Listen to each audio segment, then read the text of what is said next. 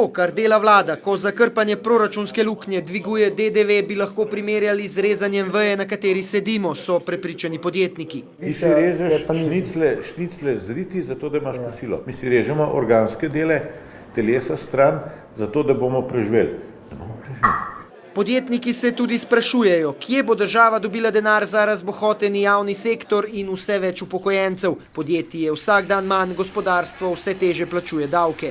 Država in realen svet sta v paralelnih svetovih, se ne pokrivata.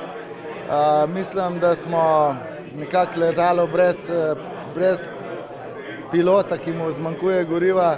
Ponovno dvigovanje davkov pa je razburilo tudi ostala gospodarsko-interesna združenja. V GZS-ju opozarjajo, da politika dvigovanja davkov ni verodostojna, ceno za to pa bomo plačali vsi mi. V obrtni zbornici so prepričani, da bo dvig DDV-ja zmanjšal potrošnjo, zaradi tega se bosta znižala gospodarska rast in zaposlenost. No, v trgovinski zbornici pa vladi predlagajo, naj začne varčevati pri sebi. Enostavno naj zajezi javno porabo.